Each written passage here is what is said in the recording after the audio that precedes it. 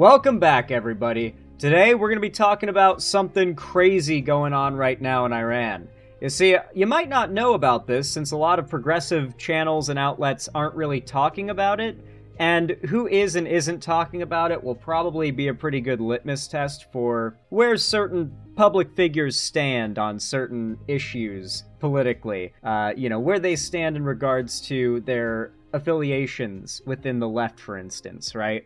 Whether or not they're tankies, for instance. Now, right now, there is I guess you could just call it an outright revolution happening in Iran. The people are fed up with the authoritarian regime that they've lived under for, at this point, too fucking long. At one point, Iran was actually a fairly democratic and progressive country. I believe it was in the 70s, if I'm not mistaken. I think it was like the Islamic Revolution led to, like, essentially Islamic nationalism taking over. I could be wrong. Nearly 50 years it's been going on. That was the Shah. Yeah, like 1979. Okay, yeah, so end of the 70s. Thank you.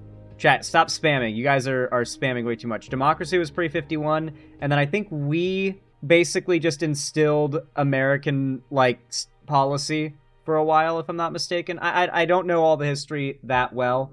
I brushed up a little bit on it before stream, but I didn't do super duper deep dive into it, which is part of what this segment is going to be. The Shah was bad.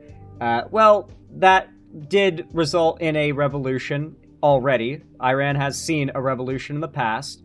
Problem is, it didn't really seem to result in a better outcome in the long run, and so now we can only hope that the people revolting against, authoritarianism once again, let's just hope that power vacuum doesn't get filled in with someone even worse, right? That seems to have been the pattern in the past. Let's hope maybe we break that pattern. Regardless, though, we're getting a little bit lost in the weeds right now. What I want to talk about is the fact that currently, Iran's regime is sympathetic to the plight of the Palestinians and notably friendly with Hamas. And as you can imagine, in this political climate, that means that there are certain people on the left who have very, very ideologically driven reasons not to criticize the government of Iran and not to support the people of Iran revolting against said government. And you'll notice that certain leftist streamers and content creators have been real quiet about it. I'm not going to name any names, but, if you've been wondering why certain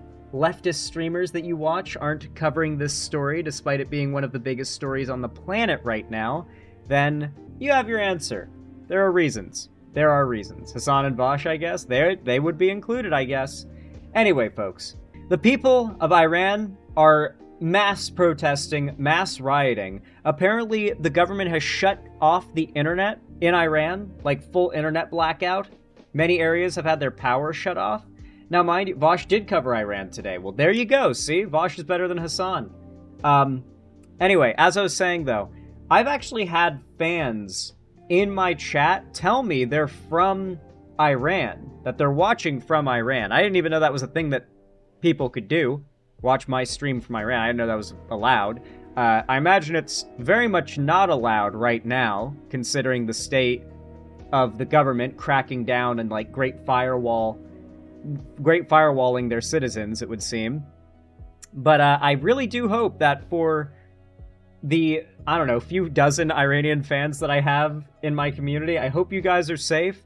I hope the government isn't like locking you up for dissonant speech on the internet or some bullshit like that, because this is some North Korea shit, and I'm glad to see it the people are standing up against it, because at the end of the day, I don't like when America decides to throw its big dick around, and man, America has a giant cock, but I don't like when America goes throwing its big dick around trying to do regime change around the world without much, if any, consent from the rest of the world, And so just getting to see a fascistic regime fall from the inside and not have to do a Maduro situation or like an occupy the country and instate our own government type situation, it's nice. It's nice to see it come from the inside of the house. I thought we'd dive into the updates in this story, though. This came out 2 hours ago. We're getting some fresh updates off the presses on this, so let's find out what's going on. Let's catch up. I was sick the last few days as this all unraveled, so I've not been able to follow a lot of this as it was going down, because either A, I was cleaning my house in preparation for Hightail and getting my my meal prep done so I'd have a ton of meals ready for Hightail launch, and on the other side of things, I was also sick, so when I wasn't doing that, I was just laying down. But let's get into it, guys. Time to see what I missed.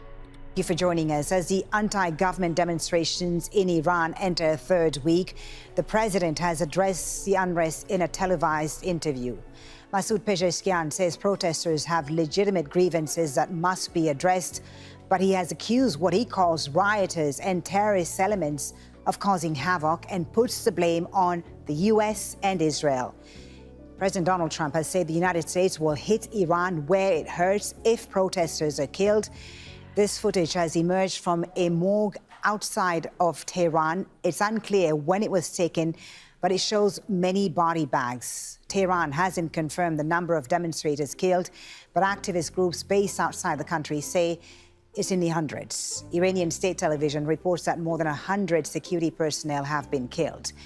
Internet and telecommunications services. Jesus Christ, god damn, this is a full-on... It is wild to me how across the world we're seeing, it feels like every other month, there's some entire government being toppled from the inside. Meanwhile, America is descending into utmost authoritarian fascist hell basically. And Americans who are all like, yeah, Second Amendment to fight tyranny, are all like, you shouldn't drive away from an ICE officer. If you do that, you should literally be killed. It's fine that they shoot the literal unarmed mother because she might have hit him with the car at 5 miles per hour or gotten away, and that can't be allowed. Like, how cucked can you possibly fucking be as an American to have less of that fire for revolution in you than so many other people across the world right now who have toppled their governments in the last year, right? Like, I believe it was, Nepal just had a massive revolution, right? And, like, Gen Z basically just tore down the government, right? It's seemingly gonna happen in Iran as well. And meanwhile, you've got Americans who are just like, I don't know. This is normal. This is fine. Services have been largely cut off since Thursday as security forces intensify their crackdown on demonstrators. Footage like this, broadcast by state media, shows significant destruction in several cities. Let's get the latest with Al Jazeera's Tawhid Asadi, who's in Tehran for us. The protests now, Tawhid, in their third week. How much momentum is there still, and how widespread are they?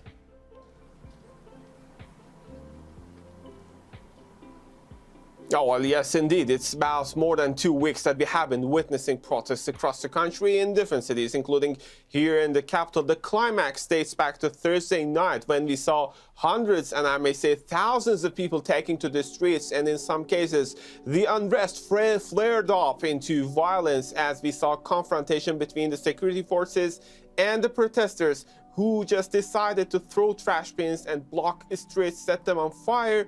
And it was like a chaotic situation. But since then, over the past... That's what you do.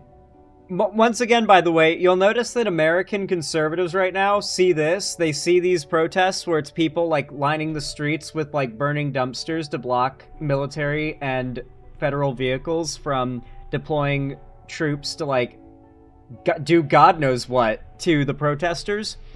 But if you do this in America to protest authoritarianism here, then these same people celebrating this on Twitter will call for ICE and other federal agents to mow you down because you're disturbing the peace or quote-unquote burning down Portland.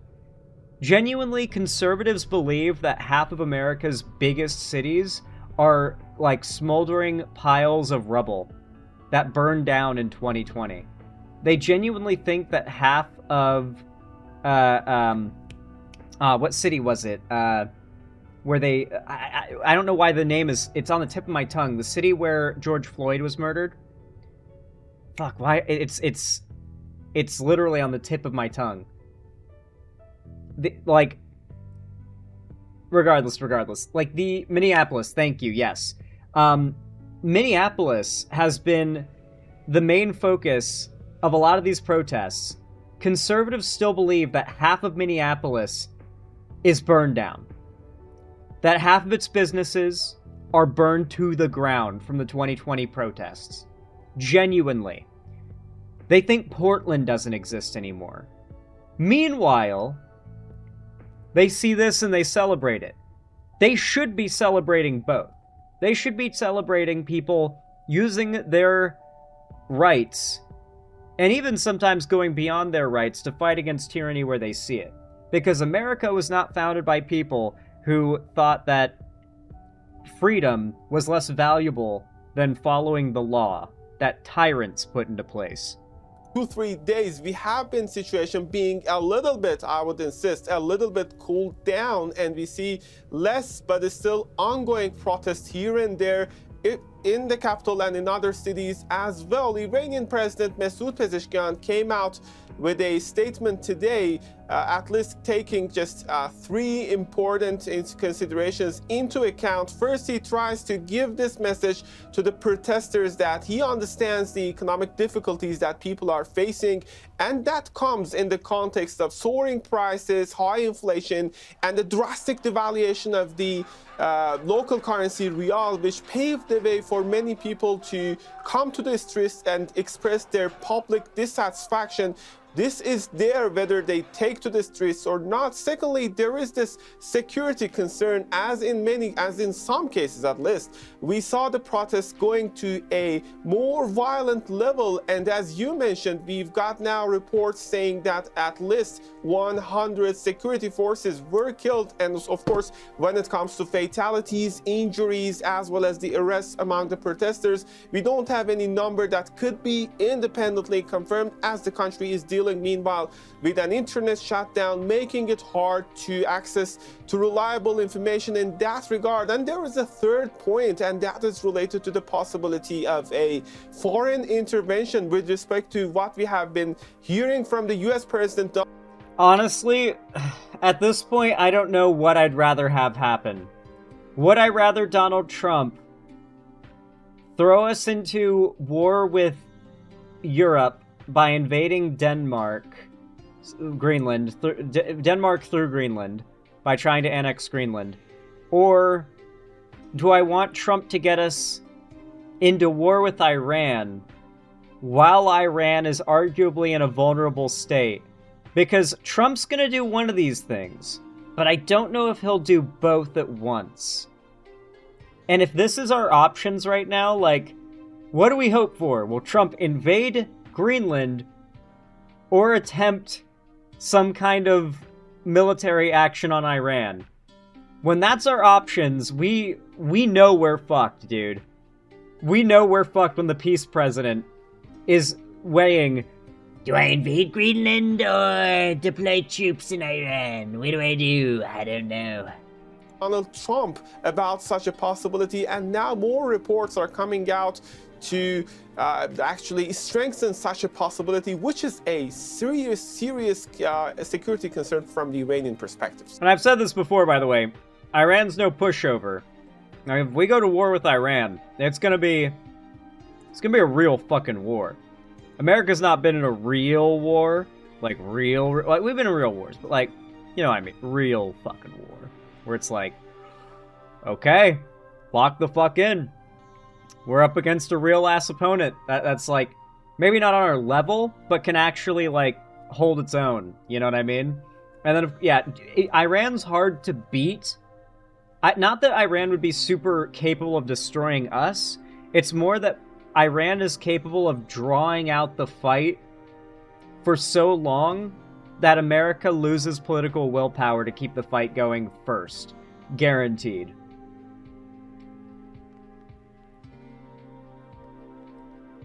Tawhid, thank you for the update from Tehran. Tawhid Asadi.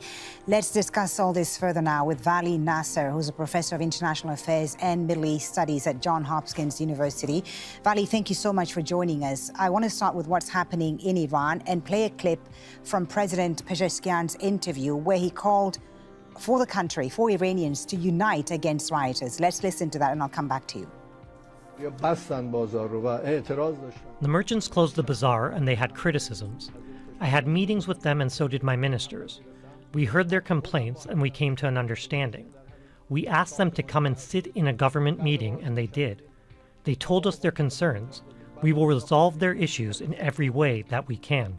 I ask my dear people, wherever you are, get together and do not let them riot.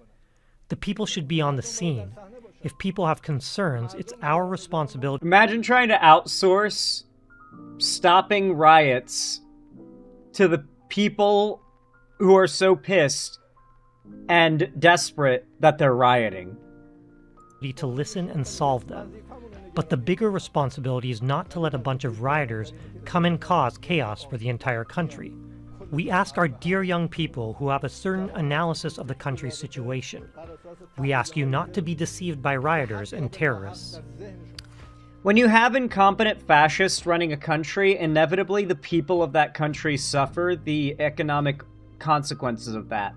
Capitalism is no perfect system, but global trade and global markets and global capital as a concept leads to an incentive for national leaders to play somewhat friendly with each other. Because if you're so hostile and if you're so opposed to powerful large economies in the global scale, you're basically blacklisting yourself from a lot of the benefits of global capitalism. And as long as global capitalism exists, you're just shooting yourself in the foot if you just try to make an enemy, or at least a tenuous, sort of Cold War-ish enemy of sorts, out of one of the biggest economies on the planet. It's not a smart thing to do. And this is exactly what Trump is doing. Trump's doing the same shit. Trump is acting like a despot who is now making enemies out of our biggest allies, some of the strongest economies on the planet, countries that we buy a shitload from, and countries that buy a shitload from us. He's actively destroying all of the buffer that America has economically over other countries. And pretty soon, Americans are going to be in the same situation that's radicalized Iranians into rallying against their government. So, Vali, we heard there a noticeably conciliatory tone from President Pezeshkian towards protesters with economic grievances, while at the same time the language was much more harsh towards what officials label rioters or foreign-backed saboteurs. How credible, first of all, is this separation inside Iran today, and why use such rhetoric? To what end?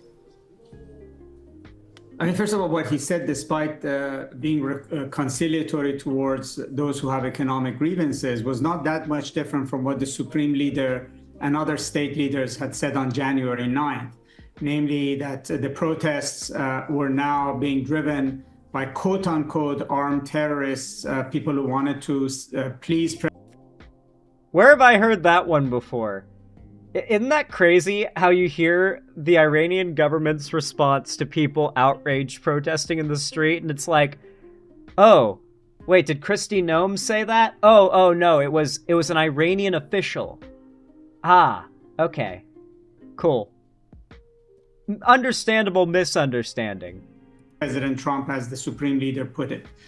Which means that the Iranian leadership deep down thinks that the protests are part of America and Israel's efforts to bring regime change in Iran. And this is happening in a context of war with Israel and the United States. Iran was at war with Israel and the United States 6 months ago. It expected that the war would resume. And now it's highly suspicious that the protests are being used by its adversaries to weaken or maybe topple the Islamic Republic. So I think this is not just rhetoric that they're giving to delegitimize the protest. Dude, Israel must be salivating right now seeing this shit. Like, Netanyahu must be, like, on, like, day 4 of his erection, seeing this shit go down.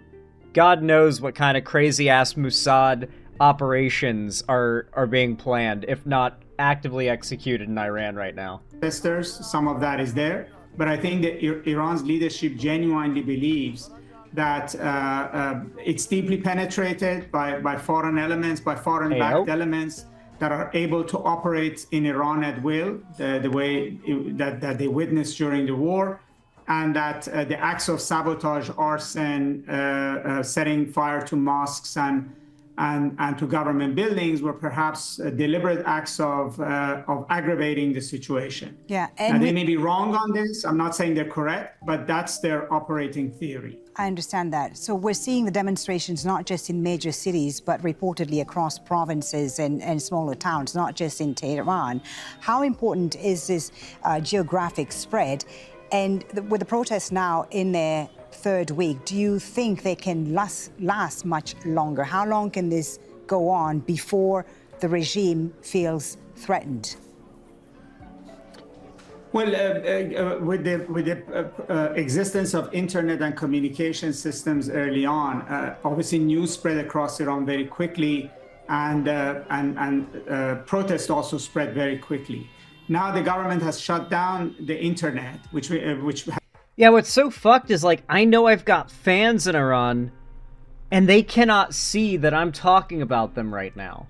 Like, they're sitting right now disconnected from the rest of the planet as far as, like, internet connection goes. I don't know if there's any way around it, but I have to assume no. Like, how do you get around the country shutting off all the internet?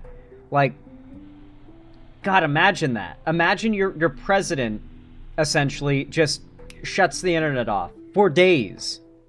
You just don't have internet. You can't get internet. Your country has no internet for days. That's literally an apocalypse scenario. No wonder people are, like, that is not going to calm anyone down, dude. That is not going to calm anyone down. There's going to be a lot more fires in Iran over that. I'm from Iran, I'm watching on a McDonald's ordering machine. No shot. Is that real? I forgot, Alamo? If that's real, no? Okay, yeah, okay. Yeah, hopefully, I don't know, maybe in a few days, the government of Iran will have been toppled, and my Iranian fans can see that I was there on the sidelines, in spirit, sending them my energy, backing them up. Has greatly limited the ability of people in far-flung areas of Iran to know what's going on somewhere else. I'm sure some news gets through, but probably to a lesser extent. I don't think Iran is going to be free of protests going forward. Blood has been shed, people are very angry, and the Islamic Republic really has no way in which it could either improve the economic situation of the people, address their security issues, or address their other grievances. The key issue is whether the protesters can be in the streets in large enough numbers that can overwhelm the security forces. I don't know the answer to that because we're still early in these protests, and also because it's very difficult to get credible information out of Iran. We know the protesters are there, and we know that they're being cracked down against, that many people have died. But we don't know if the protests are growing or dwindling. We don't know exactly what the situation is. So we have to wait and see, after these first few days, where the dust will settle. Yeah, it has been indeed difficult to get a clear picture, especially on the number of protesters killed. I want to play you now, Vali, another clip of the interview. What's so fucked, by the way, is no one... I have to imagine there's not a lot of people in Iran defending the protesters being killed by police officers, military, and whatnot. But in America, there's a website dedicated to people doing that. When some American citizen gets slaughtered by a federal agent or a cop. There's an entire website owned by the world's richest man that's all about defending these extrajudicial, God, I can't speak today, killings done by federal agents. President Pezeshkian, where he spoke about U.S. and Israeli involvement in the unrest. Let's listen to that. The United States and Israel are sitting there, giving instructions to these people, telling them, go ahead, we are backing you. The same ones who struck this country and killed our young people and our children are now giving them orders, telling them, you do this work, we are with you. You go and carry out acts of sabotage, and we will support you from behind. We've heard this blame, the Iranian officials blame the U.S. and Israel for fueling the unrest. We've heard the threats and the warnings from Tehran. They are tough in their rhetoric, but internally, Vali, what calculations do you think are happening? And to what extent does Iran and Iranian leaders fear a scenario like Venezuela today? Well, I think, yes, they are laying the blame on the protesters, trying to delegitimate them. But I think they actually do believe that the protests are part of America and Israel's war strategy. And right or wrong, that's a very powerful motivation for them to crack down and to also threaten the United States. I mean, and also that President Trump has come in very forcefully in support of the protesters, threatening war on Iran.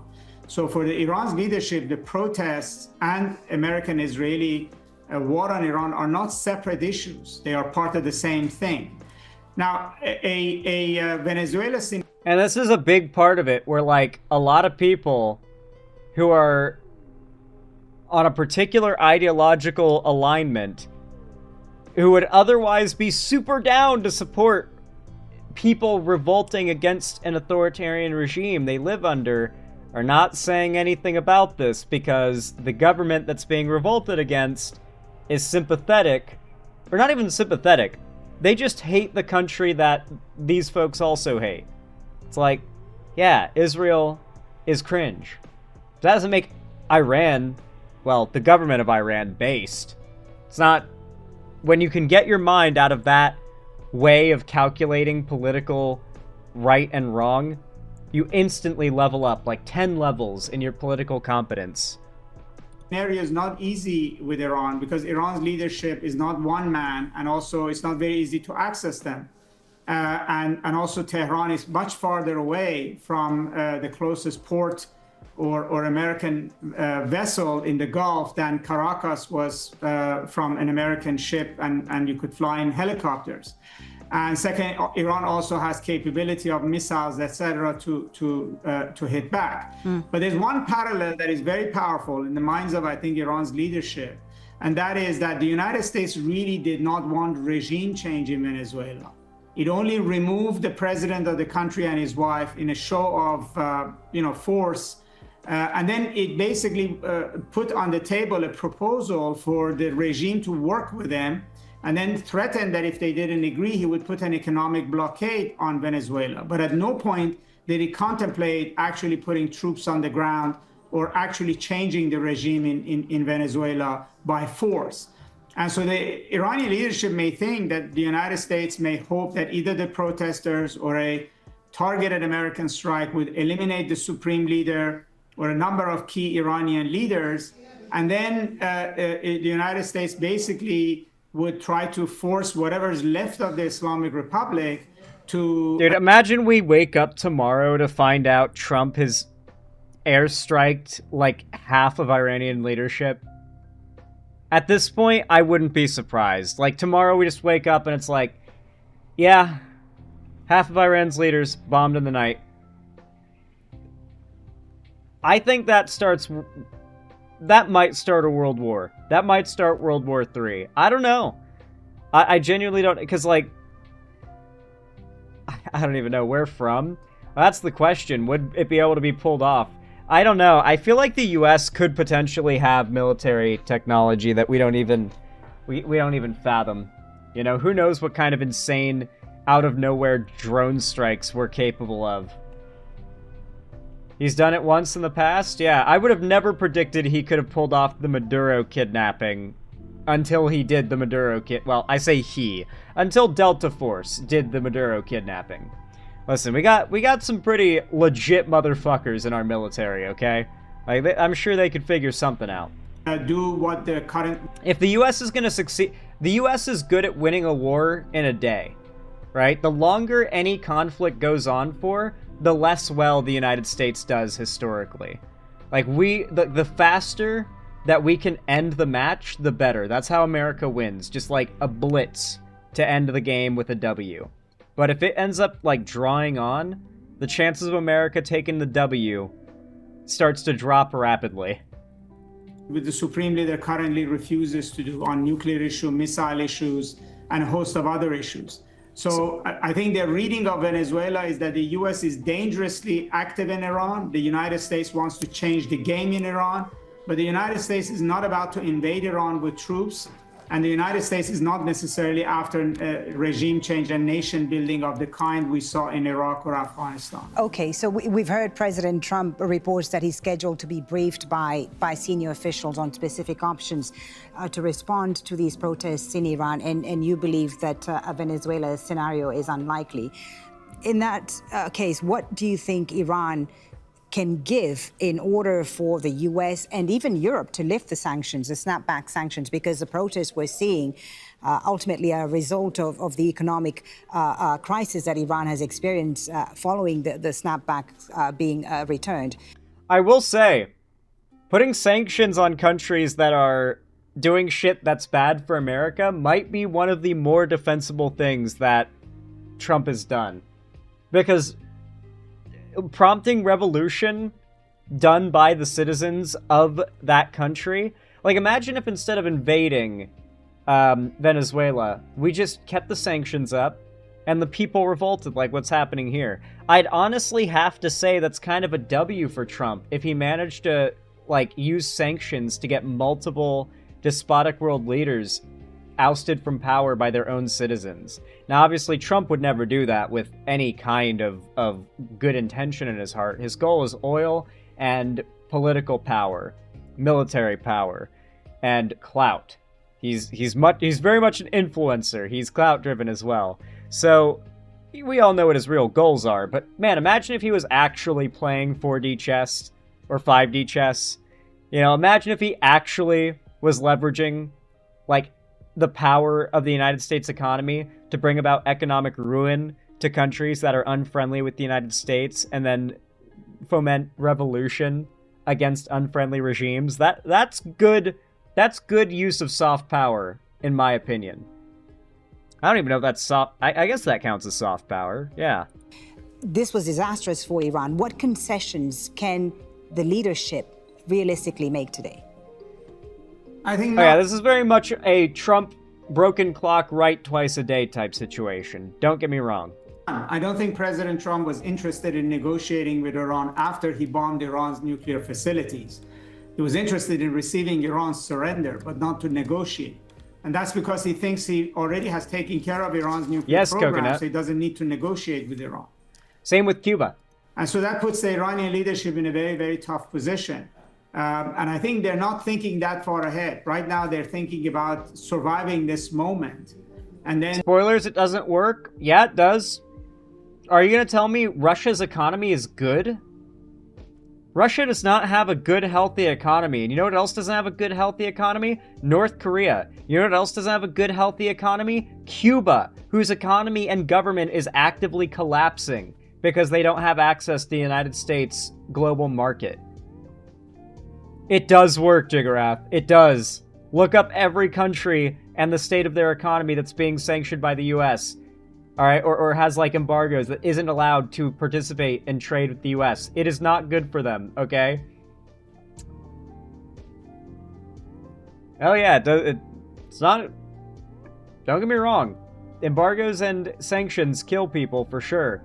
Lots of people without access to the United States market and the global market that the US is so involved in.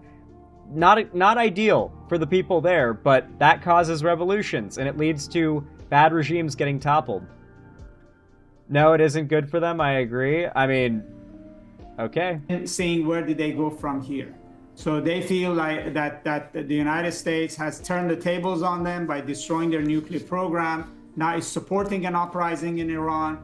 is threatening to support regime change in Iran. I don't know, I just prefer that to bombing countries, okay? So Iranians are nowhere close to having a conversation about sanctions relief right now. I think that argument has receded to a distant point into the future. And that's the problem for the Islamic Republic. In other words, even if it survives these protests right now, it really doesn't have a way to get out of the quandary that it's facing. It has been facing since June. Thank you so much for your insight. It was very interesting to talk to you and hear your thoughts about what's happening in Iran. Vali Nasser, Professor. Very good. Very good. We got ourselves fully caught up on the lore. This was literally from just a few hours ago, too. From what I've seen, the protests have not calmed down. There's no big updates that have come out in the last 3 hours on these protests and riots, but it is looking like the Iranian officials are a bit scared. It seems like they are desperate to calm all this down to the point where they've shut off internet for everybody. Like, you go home and stop causing a commotion and we'll put the internet back on, and people are like, dog, why would I go home when there's no fucking internet? I'm gonna burn a fucking dumpster. I love it. I love it. Love to see Iranians carrying the American spirit more proudly than Americans. I wish that they had internet so they could know that I had this to say right now. All that said, though, if you enjoyed my news coverage, consider dropping a like and a comment down below on this video. I appreciate it a ton, and it helps a lot. Subscribe and ring the bell icon if you haven't already and you want to see more from me. Join my fan Discord. And as always, I hope to see you in the next one. Thanks for watching, and thanks for supporting the video. Have a good one, my friends.